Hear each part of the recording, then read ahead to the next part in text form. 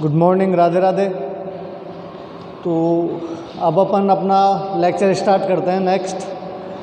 तो मैंने आपको जो लास्ट लेक्चर था यानी सैटरडे को जो मैंने पढ़ाया था उसमें क्या पढ़ाया था मैं आपको उसमें बता रहा था कि जो जब दोनों निर्देश तंत्र क्या होते हैं, संपाती होते हैं, तब अपने को क्या निकालना था कि कण का स्थिति सदिश निकालना था।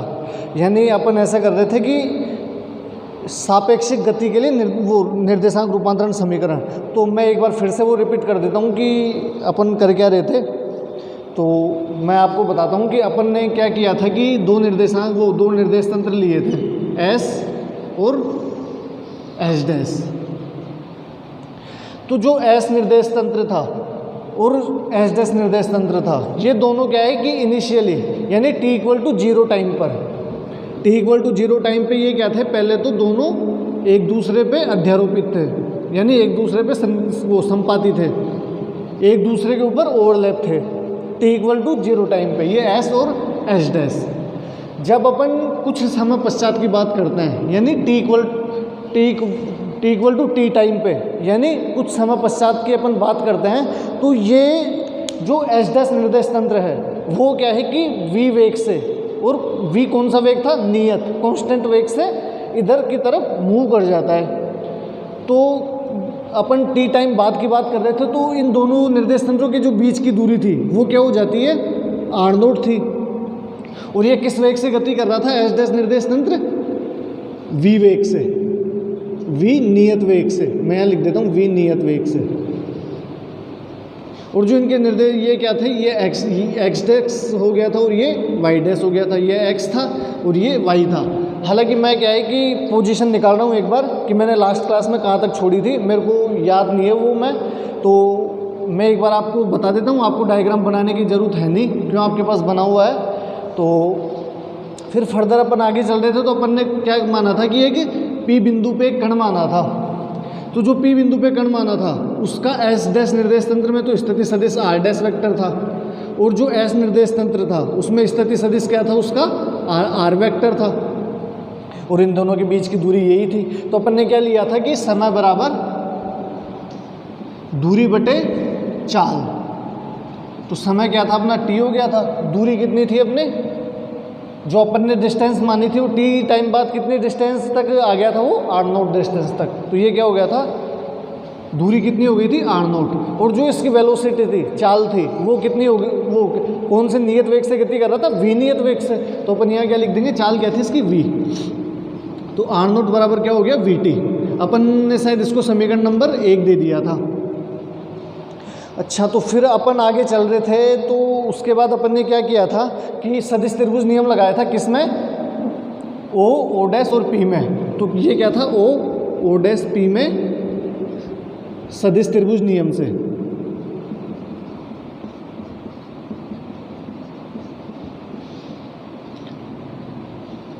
ये सदिश त्रिभुज नियम से। तो जो सदिश त्रिभुज नियम था वो क्या था, आप अपने नोटबुक में देख लीजिएगा, क्यों मैंने ये सारी चीज़ पहले करवा दी है अभी जो लास्ट लेक्चर में। एक बार मेरे को तो क्या है, पोजीशन देखनी है, इस वजह से मैं ये सारी चीज़ रिपीट कर रहा हूँ, वरना तो मैंने वहाँ पे बहुत अच्छी तरीके से समझाया हुआ था और मैंने होमवर्क दिया था। तो मैं तो उम्मीद करता हूँ कि आप लोगों ने कर लिया होगा, और नहीं किया होगा तो अच्छी बात है। अभी मैं वो जो होमवर्क दिया था वही करवाने जा रहा हूँ अब मैं। तो इस वजह से क्या है, मेरे को एक बार इसकी क्या है कि पोजीशन पता चल जाए। अब पोजीशन कोई मेरी रटी हुई तो है नहीं जो मैं सीधी आगे पोजीशन लिख दूँ और आगे की डेरिवेशन छाप दूँ, ऐसा नहीं है। बिल्कुल सारी चीज़ें समझ के करना है अपन। तो जो अपना सदिश त्रिभुज नियम से अपन क्या करेंगे,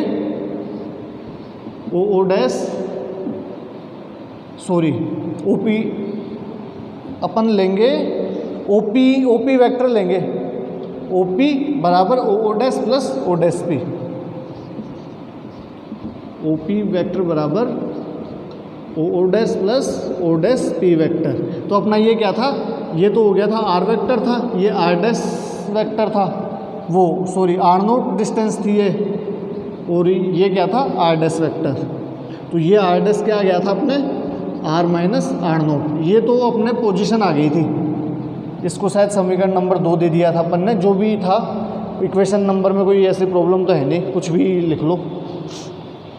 तो ये अपने पोजीशन आ गई थी। और फिर अपन ने इसका क्या है कि एक बार टाइम के रेस्पेक्ट में डेरिवेटिव किया था, यानी समय के सापेक्ष एक बार इसका उकलन किया था, तो अपने को जो इसकी वेलोसिटी क्या मिली थी वो हाँ वेलोसिटी क्या थी वी डैश बराबर वी डैश वेक्टर बराबर वी वेक्टर माइनस, और ये आर नोट था, तो आर नोट की अपन ने यहाँ से वैल्यू रख दी थी इसकी, तो यहाँ क्या आ जाएगा आर नोट की जगह आर डैश बराबर R vector minus V T.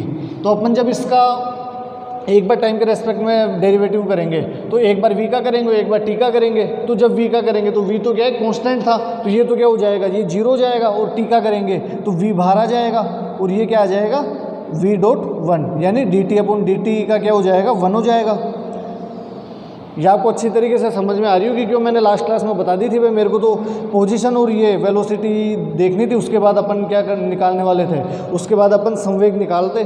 तो मेरे को तो संवेग निकालना है, तो मैं यहाँ तक तो क्या है मैं आपको समझा चुका था। और जो ये जो स्मॉल वी डैश वेक्टर है ये क्या था, ये एस डैश निर्देश तंत्र में कण का वेग था, और जो वी वेक्टर है वो एस निर्देश तंत्र में कण का वेग था, और जो ये कैपिटल वी था, ये जो कैपिटल वी था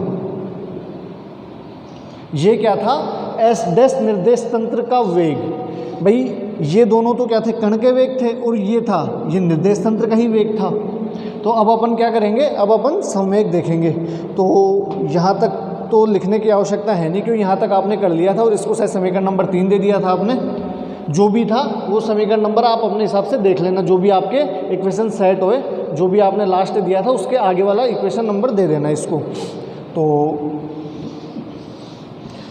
यहाँ तक आपने कर लिया था। अब अपन क्या करेंगे, अरे यार हाँ एक मिनट, मेरे को पता है जो अपना वेलोसिटी थी वो क्या थी, मैं इधर साइड में लिख लेता हूँ v वेक्टर माइनस v, ये अपना समीकरण नंबर 3 आ गया था। और अब अपने को डायग्राम की भी रिक्वायरमेंट नहीं है, तो अपन इसको भी हटा देते हैं। भाई अपने को तो क्या है अब संवेग निकालना है, तो अपन यहाँ क्या लिखेंगे कि संवेग रूपांतरण समीकरण,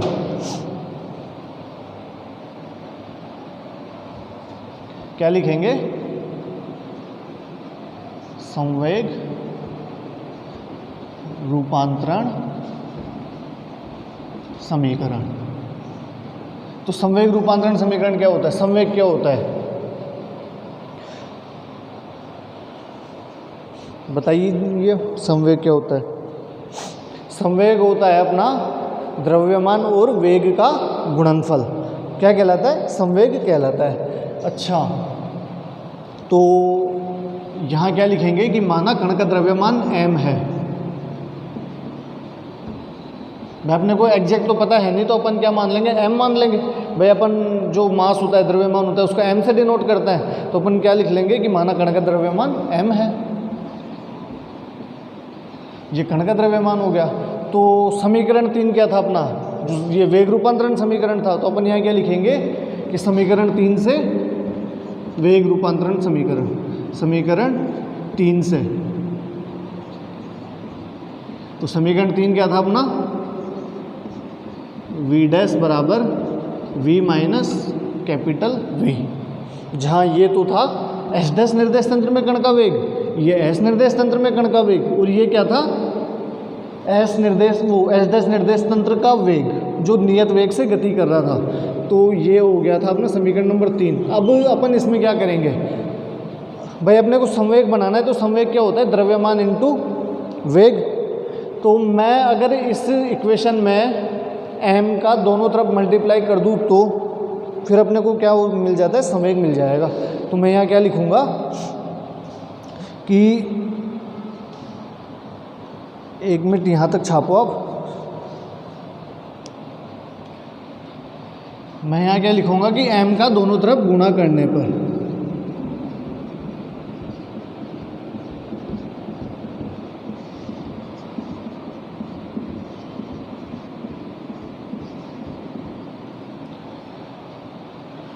तो ये क्या हो जाएगा,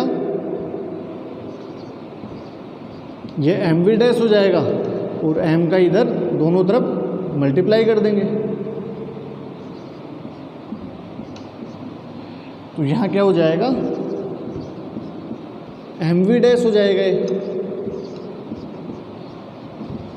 ये हो जाएगा एम वी और ये एम वी, कैपिटल वी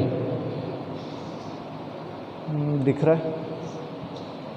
तो अब क्या जानते हैं, समवेग क्या होता है, P equal to M V, तो हम जानते हैं। तो यहाँ क्या लिखेंगे कि हम जानते हैं कि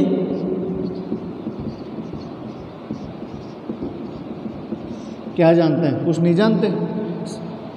तो हम जानते हैं कि P equal to M V, बस संवेग यही होता है। तो यहाँ तक छापो आप और फटाफट लिख लीजिएगा।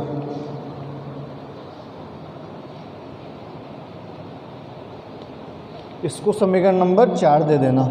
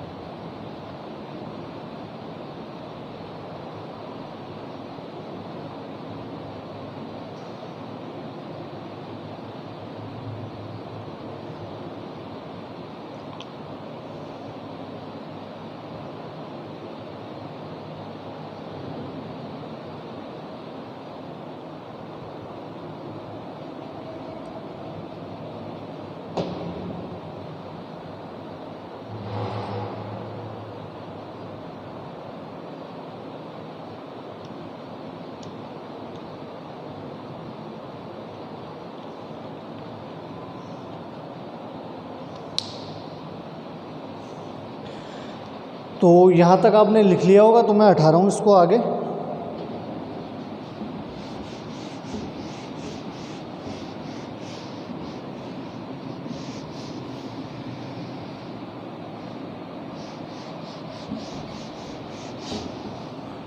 तो हम जानते हैं कि संवेग ये होता है P equal to M V. तो अपन यहाँ से क्या देखेंगे, इससे और इससे, कि अपन इसको क्या लिख देंगे फिर, P डैश वेक्टर। तो अपन क्या लिखेंगे कि समीकरण 4 से,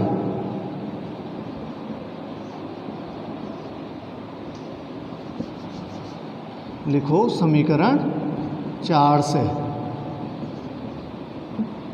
तो समीकरण 4 का तो ये क्या हो जाएगा, P डैश वेक्टर हो जाएगा, और ये क्या हो जाएगा, P वेक्टर हो जाएगा, और ये एम वी अपन इसको ऐसे की ऐसे लिख देंगे, क्यों, ये तो एच डैश निर्देश तंत्र का वेग था और अपने को कण के लिए चाहिए, जो अपन कण का देख रहे थे।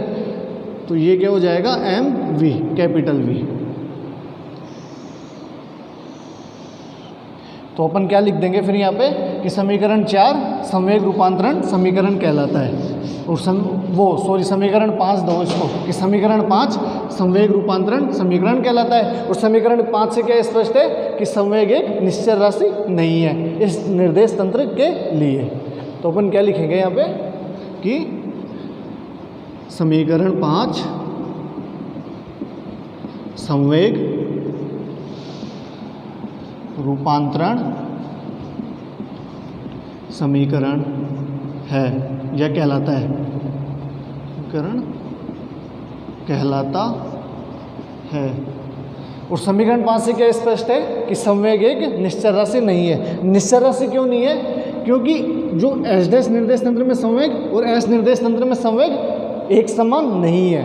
क्यों, अब दिख रहा है कि यहाँ पे अलग हो रहा है, यहाँ पे ये इसकी जो मास और ये वेलोसिटी है, इसका जो मल्टीप्लिकेशन है वो यहाँ से सब्ट्रैक्ट हो रहा है, यहाँ से घट रहा है इसमें से ये चीज़, तो बराबर कहाँ से आ जाएंगे कि इसके बाद ये जब घट जाएगा तो ये बराबर नहीं हो जाएंगे। तो दोनों निर्देश तंत्र में निश्चय राशि कब होती है कि जब इस निर्देश तंत्र में कि एक निर्देश तंत्र ये रहा और एक निर्देश तंत्र ये रहा, तो इस निर्देश तंत्र में कण के लिए जो भी हो, पोजीशन हो, संवेग हो, उसकी वेग हो, और इस निर्देश तंत्र में उसका पोजीशन, वेग, संवेग, बल जो भी चाहिए वो सारे बराबर हो, तो वो क्या कहलाता है, निश्चल राशि कहलाती है। तो अपन यहाँ क्या लिखेंगे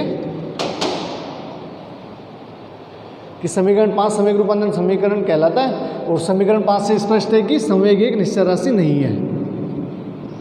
समीकरण 5 से स्पष्ट है कि संवेग एक निश्चल राशि नहीं है।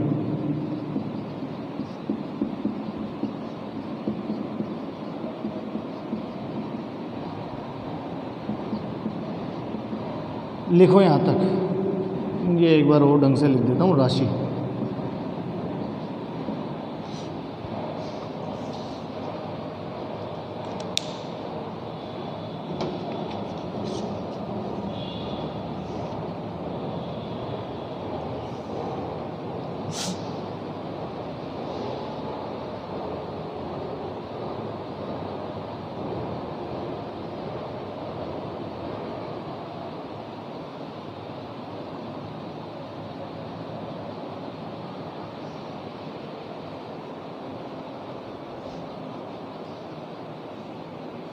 अब अपने क्या क्या कंप्लीट हो गए, पोजीशन हो गई अपने, उसका वेग हो गया, यानी स्थिति सदिश निकाल लिया अपन, स्थिति रूपांतरण समीकरण, और उसके बाद अपन ने क्या निकाल लिया था, उसका वेग रूपांतरण समीकरण निकाल लिया था, संवेग रूपांतरण समीकरण निकाल लिया। अब अपन क्या निकालेंगे इसके लिए, जो इसका त्वरण रूपांतरण समीकरण है, और फिर वो त्वरण के बाद फिर क्या निकालेंगे अपन, इसका बल रूपांतरण समीकरण निकाल लेंगे।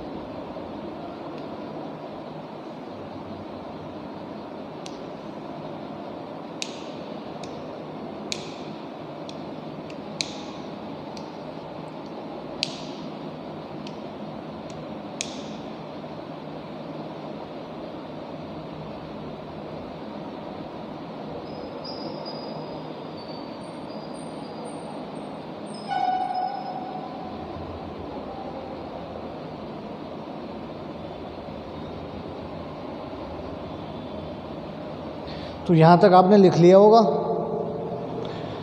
तो मैं ये चीज़ हटा देता हूँ।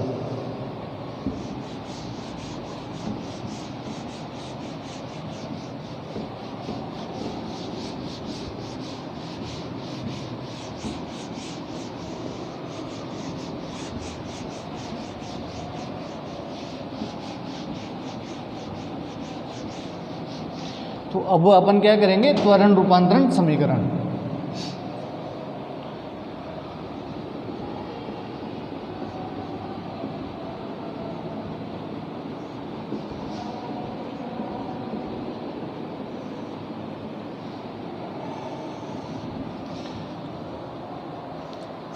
तो त्वरण क्या होता है, वेग का एक बार समय के सापेक्ष अवकलन त्वरण कहलाता है। तो लिख देंगे अपन,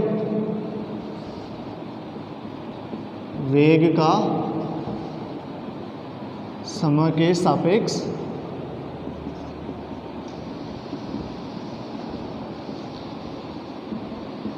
अवकलन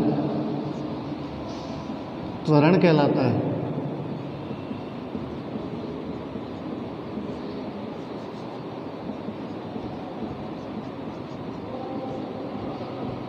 ये अपना त्वरण हो गया। तो अब अपन क्या देखेंगे, जो अपना वेग रूपांतरण समीकरण था वो शायद समीकरण नंबर 3 था, तो अपन क्या देखेंगे कि समीकरण नंबर 3 से, तो क्या लिखेंगे अपन, समीकरण 3 से। जो अपना समीकरण 3 था वो क्या था, वे जो वेग रूपांतरण समीकरण था वो था, अभी मैंने यहाँ लिख रखा था v डैश बराबर v माइनस कैपिटल V, ये अपना समीकरण नंबर 3 था। अब मैंने क्या लिखा है कि वेग का समय के सापेक्ष एक बार अवकलन करने पर, अगर मैं इसका एक बार टाइम के रेस्पेक्ट में डेरिवेटिव कर दूं, एक बार समय के सापेक्ष इसका अवकलन कर दूं, तो अपने को क्या प्राप्त हो जाएगा, त्वरण प्राप्त हो जाएगा।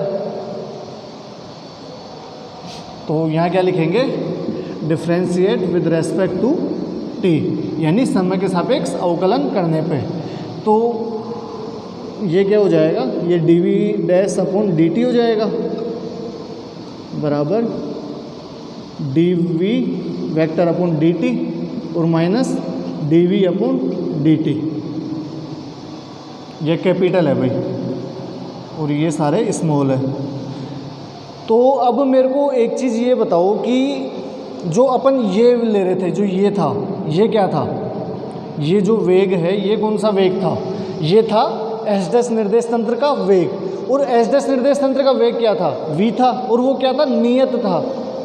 भाई मैंने क्या लिखवाया था कि एस डैश निर्देश तंत्र एस निर्देश तंत्र के सापेक्ष नियत वेग से गति कर रहा है, तो ये क्या था, नियत था। और आप जानते हो कि कोई भी अगर जो कांस्टेंट चीज़ होती है, नियत चीज़ होती है, उसका अगर अपन डेरिवेटिव करते हैं तो वो 0 हो जाता है, तो अपन ये क्या हो जाएगा, ये हो जाएगा ए डैश वेक्टर बराबर ए वेक्टर माइनस 0, चूँकि अपन यहाँ लिखेंगे कि चूँकि v इक्वल टू क्या था, कांस्टेंट, यानी नियत था।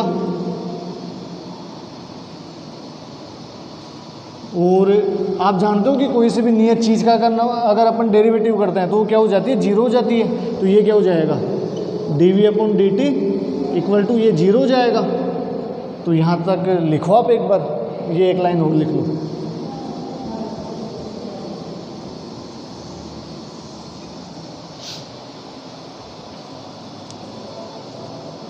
फटाफट लिखो भाई अब।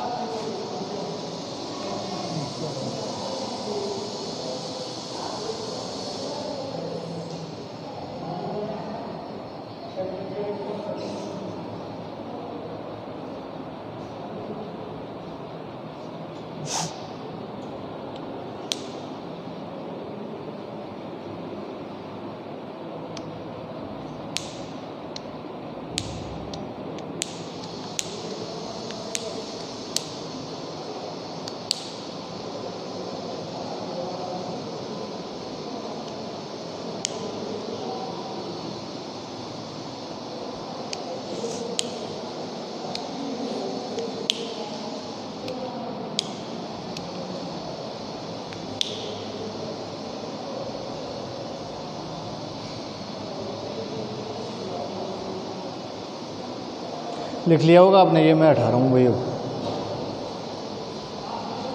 इसको समीकरण नंबर 6 दे दो, जो भी अपना था उसके नेक्स्ट वाला।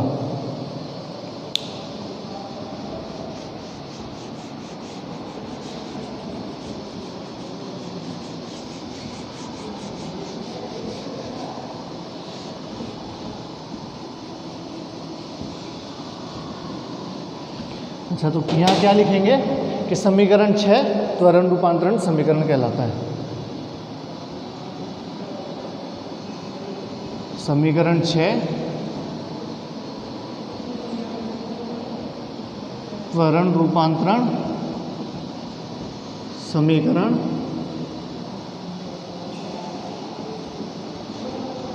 कहलाता है। और समीकरण 6 से क्या स्पष्ट है कि त्वरण क्या है, निश्चित, वो निश्चल राशि है। क्यों, अब आप यहाँ देख रहे हो कि जो एस डैश निर्देश तंत्र में त्वरण और एस निर्देश तंत्र में त्वरण, यहाँ पे दोनों जगह क्या है, त्वरण समान है, तो ये क्या हो जाता है, निश्चल राशि हो जाती है। तो यहाँ क्या लिखेंगे कि समीकरण 6 से स्पष्ट है कि 6 से स्पष्ट है कि त्वरण निश्चल राशि है।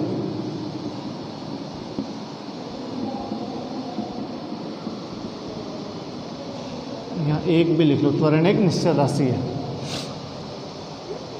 यहाँ तक छापो भाई।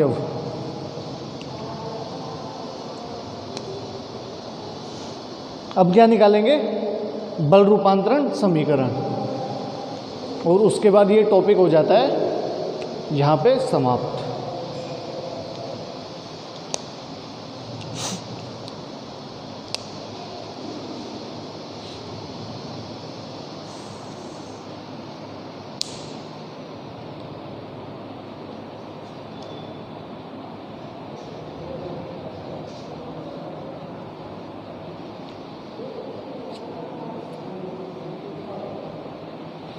ये लिख लिया होगा तो मैं हटा रहा हूँ अब ये चीज़। ये समीकरण नंबर 6 हो गया, इसको अपन रहने देते हैं अभी। हालांकि अगर हटा भी दे तो क्या दिक्कत है, अब अपने को पता है कि दोनों में निश्चल राशि है और त्वरण हमें पता ही होता है कि किससे डिनोट करते हैं। तो अपन क्या लिखेंगे अब, बल रूपांतरण समीकरण।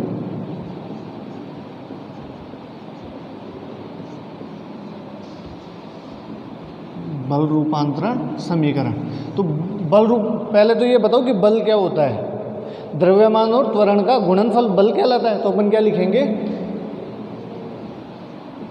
द्रव्यमान तथा, हम जानते हैं, ऐसे लिखो, हम जानते हैं कि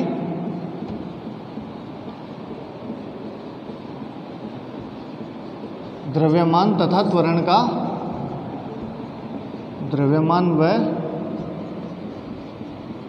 त्वरण का गुणनफल बल कहलाता है।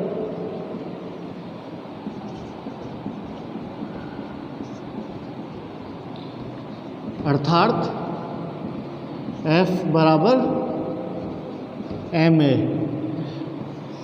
ये अपन कहाँ से लिखे हैं, न्यूटन के अनुसार या न्यूटन के गति के नियम के अनुसार, एक ही बात है वो।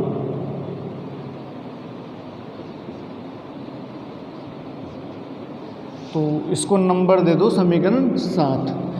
तो अब हम क्या देखते हैं, अब हमें तो त्वरण बनाना है, तो अपन क्या करेंगे कि समीकरण 6 लेंगे। तो क्या लिखेंगे कि समीकरण 6 से, तो समीकरण 6 क्या है, ए डैश वेक्टर बराबर ए वेक्टर। ये समीकरण 6 था जो मैंने यहाँ पे लिख दिया। तो ये समीकरण 6 हो गया। तो समीकरण 6 में अपन क्या करेंगे, अब जो कण का द्रव्यमान है, जो कण का द्रव्यमान m है, उससे दोनों तरफ मल्टीप्लाई कर देंगे। तो क्या लिखेंगे कि कण के द्रव्यमान m का, कण के द्रव्यमान m का दोनों तरफ गुणा करने पर,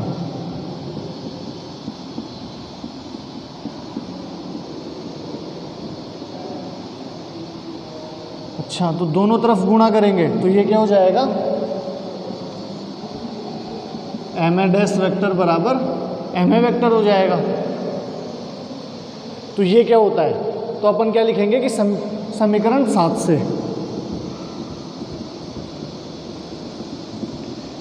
तो समीकरण 7 से क्या हो जाएगा कि ये तो हो जाएगा एस डैश निर्देश तंत्र के लिए और ये हो जाएगा एस निर्देश तंत्र के लिए। तो ये क्या हो जाएगा, F dash equal to F.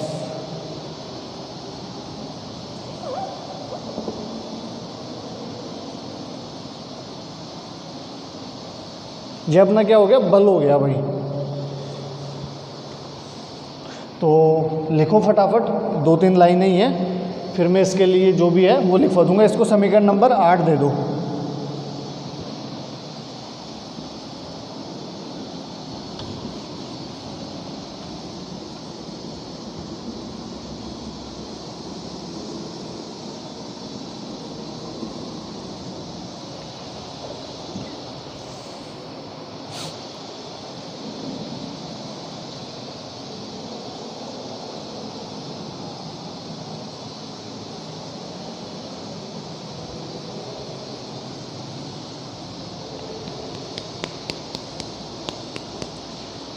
तो आपने 2-3 लाइनें तो लिख ली होगी, तो मैं एक बार और लिखवा देता हूँ ये जो भी है इसके लिए, फिर आप लिखते रहना आराम से। तो यहाँ क्या लिखूँगा मैं कि समीकरण 7 समीकरण 8 बल रूपांतरण समीकरण कहलाता है। समीकरण 8 बल रूपांतरण समीकरण कहलाता है। अच्छा, और समीकरण 8 से आपको क्या दिख रहा है कि जो बल है वो क्या है, निश्चल राशि है, क्योंकि एच डैश निर्देश तंत्र और एस निर्देश तंत्र में बल क्या है, समान है, एक समान है, एक जैसे हैं। तो अपन क्या लिखेंगे कि समीकरण 8 से स्पष्ट है कि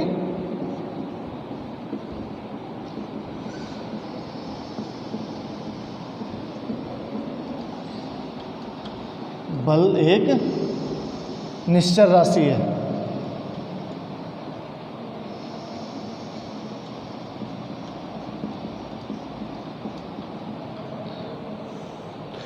तो ये अपने यहाँ पे ये टॉपिक कंप्लीट हो जाता है। और अब अपन आगे क्या देखेंगे, झुके हुए निर्देश तंत्र के लिए। तो उसमें क्या होता है कि एक निर्देश तंत्र यूँ आड़े झुके हुए रहते हैं थोड़े थोड़े से। देखो मैं बताता हूँ, ये ऐसे इसका डायग्राम बनेगा, वो ऐसे बनेगा कि एक निर्देश तंत्र तो ऐसा है और जो दूसरा निर्देश तंत्र है वो यूँ है, और ये दोनों कौन से एंगल पे है, थीटा एंगल पे झुके हुए हैं। तो अपन यहाँ से जो कण का जो अपना बिंदु P है, यहाँ पे अपन कण मानते हैं, तो ये एस निर्देश तंत्र और एच डैश निर्देश तंत्र के लिए हो जाएगा। और यहाँ से अपन एक लंब इधर से यूँ डालते हैं, भाई ये वाई एक्स के बराबर, वो एक्स एक्स के बराबर हो गया, ये वाई के बराबर हो गया, और यहाँ से एक लंब यहाँ पे डालते हैं। तो वो अपन पढ़ेंगे कल के लेक्चर में। तो यहाँ तक ये टॉपिक कंप्लीट हो गया, तो आपने लिख लिया होगा। तो आज की क्लास यहीं पे ख़त्म होती है आपकी।